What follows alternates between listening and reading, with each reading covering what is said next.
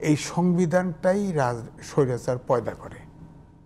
যেমন যিনি পার্টি প্রধান, তিনি সংসদীয় দলের প্রধান, তিনি প্রধানমন্ত্রী, তার নির্দেশে প্রধানমন্ত্রীর পরামর্শ ছাড়া প্রেসিডেন্ট সহ কেউ কিছু করতে পারে না। বাংলাদেশের রাজনীতির যে চিত্র আমরা দেখেছি মাঝে বেশ কয়েক বছর, মানে সেই শুরু থেকে এখন পর্যন্ত যদি বলি যে এখানে একজন সর্বকনিষ্ঠ আমাদের মাঝখানে আলোচক একজন আছেন, তাদের জেনারেশনটা রাজনীতির ওপর থেকে অনেকখানি আস্থা হারিয়ে ফেলেছেন এবং রাজনীতিবিদদের ওপর থেকেও। নিশ্চয়ই এর পেছনে একটা বড় কারণ আপনি আপনার বিশ্লেষণে বলবেন, এবং সেই ক্ষেত্রে সেই জিনিসটাকে মাথায় রেখে যদি রাজনীতিতে আমরা সংস্কার করতে চাই, কেমন হবে সেই সংস্কার? ধন্যবাদ আপনাকে। দেখেন, সবার বাপ মা যখন ইউনিভার্সিটিতে তার বাচ্চা পাঠায়, প্রথম শর্ত দেয়, বাবা রাজনীতি করো না। আমাকেও কিন্তু আমার সময় বলছে আমি কিন্তু ইউনিভার্সিটিতে প্রথম স্বাধীনতার পরে প্রথম ব্যাচ, আমি 77-এ সেশন লস করে তারপরেও পাশ করছি। আমার সেশন ছিল 75। অর্থাৎ দেশ স্বাধীন হওয়ার পর থেকে এই পর্যন্ত অনেক সূচকে আমরা এগিয়েছি, কিন্তু সবাই বলে রাজনৈতিক সূচকে পিছাচ্ছি। এখন এই যে ছাত্ররা যে আন্দোলন করলো, ধরেন 15টা বছর এই আওয়ামী লীগ ক্ষমতায় ছিল, যেভাবে অনাচার অবিচার, আয়নাঘর পর্যন্ত পরে জানলাম, এখন আয়নাঘর থেকে 1000 লোক মেরে ফেলার চাইতে একটা লোককে আয়নাঘরে 8 বছর আটকিয়ে রাখা, এটা হচ্ছে মানসিকতার ব্যাপার। কত বিভৎস পাশবিক মানসিকতা হলে এই কাজটি করতে পারে। অর্থাৎ আবার অমর্ত্য সেন বলছে যে জাতি যে কোনোভাবেই হোক না কেন, সত্য কথা যদি বলতে না পারে, ধরে নিতে হবে সে দেশে গণতন্ত্র নাই।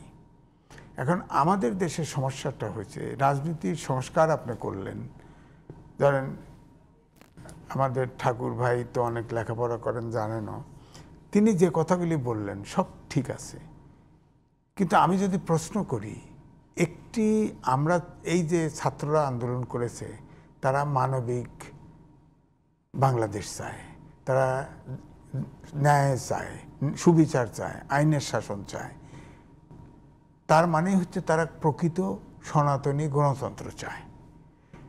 আপনিই বলেন তো দেখি, কোন রাজনৈতিক দলের ভিতরে গণতন্ত্র আছে? একটি দলের মধ্যে না। আমি লিখেছি, সমকালে বিশাল করে ছাপা হয়েছে। আমাদের দেশে যে সংবিধানটা আছে, রচনা করা আছে, এই সংবিধানটাই স্বৈরাচার পয়দা করে।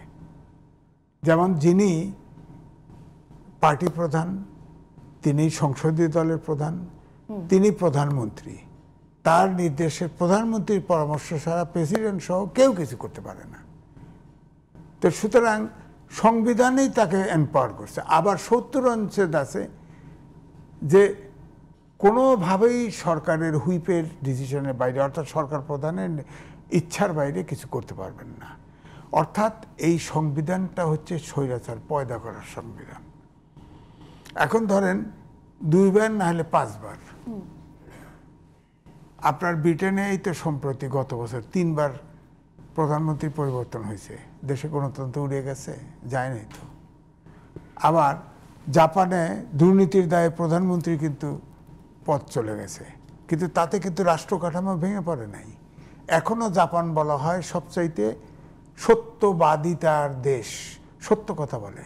একজন ড্রাইভার যখন গাড়ি একজনকে সাইড দেয়, মাথা নুয়ে তাকে কুর্নিশ করে, সম্ভাষণ জানায়, তাকে সাইড দিয়েছে। হ্যাঁ, আর আমাদের দেশের গাড়ি ট্রান্সপোর্ট সেক্টরে দখল করার প্রবণতা। এই জন্যই বলছি যে আগে যেটা দরকার, যেটা বললে রাজনীতিবিদরা আমার পর খেপে যাবে, তাতে কিছু আসে যায় না।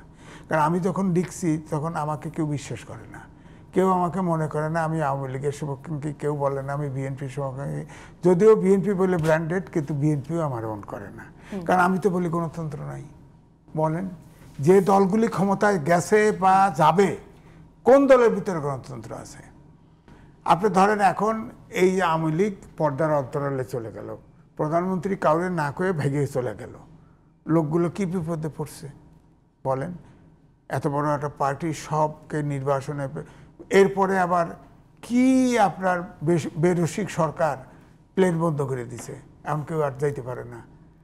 যা সেনানিবাসে 662 জন আশ্রয় নিছে, অর্থাৎ স্বঘোষিত দুর্নীতিবাজ, সন্ত্রাসী যাই বলেন, 662 জনের তো ডিক্লেয়ার, তারা নিজেদেরকেই মনে করে তারা অপরাধী। আমি সবচেয়ে আশ্চর্য হয়েছি, ওর ভিতরে 5 জন সিটিং বিচারপতি আছে আর 20 জন ভিসি আছে।